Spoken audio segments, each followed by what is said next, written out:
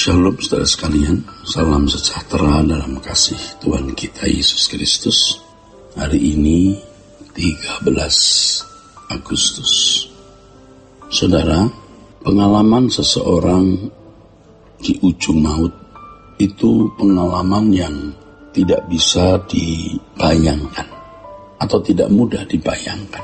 Orang harus benar-benar ada di dalam situasi itu baru bisa mengerti kritis dan krisisnya keadaan ketika seseorang ada di ujung maut. Saya pernah mengalami itu ketika saya tenggelam ditarik ombak di Laut Selatan. Perasaan kengerian di ujung maut, saudara, ketika saya masuk ke dalam laut dan saya sudah tidak memiliki daya atau kekuatan untuk berenang lagi. Sementara kaki saya diikat oleh alat selancar yang juga ditarik oleh ombak. Perasaan krisis atau kritis seperti itu tidak bisa saya bagikan kepada orang lain. Puji Tuhan, Tuhan masih memberi kesempatan saya hidup. Ada orang yang memperhatikan saya ketika mulai berenang di atas selancar menuju laut luas, menuju laut makin ke tengah. Dan ketika saya hilang dari pemandangan, orang itu yang berteriak-teriak, menunjuk bahwa saya hilang. Dan anak laut itu istilahnya orang-orang yang bekerja di sekitar laut, sekitar pantai selatan itu menolong saya. Mereka rame-rame berenang menolong saya. Saudara, situasi krisis dan kritis itu membuka pengertian kita terhadap realitas betapa dahsyatnya kematian itu. Betapa dahsyatnya situasi di mana seseorang mau melepas nyawa dan memasuki kekekalan. Betapa dahsyatnya.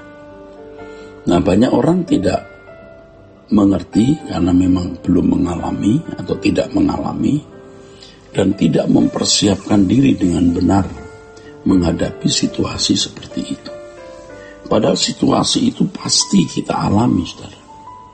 Pasti kita alami, cepat atau lambat. Apalagi di situasi wabah COVID ini, di mana kita bisa terpapar COVID setiap saat tanpa kita tahu. Terutama orang-orang tua dan orang-orang yang memiliki kelemahan fisik atau penyakit menahun, saudara. Kita pasti akan menghadapi situasi, dan yang lebih mengerikan adalah situasi di hadapan tahta pengadilan Allah. Saudara, saya tidak mengajari saudara menjadi pengecut. Tetapi untuk hal ini kita harus betul-betul kecut. Kita harus kecut menghadapi kematian itu, kita harus kecut.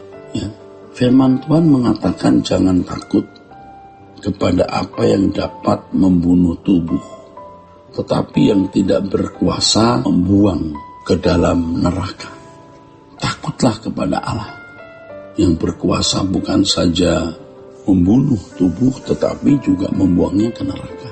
Jangan takut kepada sesuatu yang dapat membunuh tubuh, tapi tidak berkuasa membuangnya ke neraka. Takutlah akan Allah.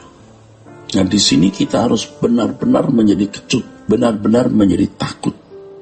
Mestinya satu-satunya kita takuti adalah terpisah dari hadapan Allah.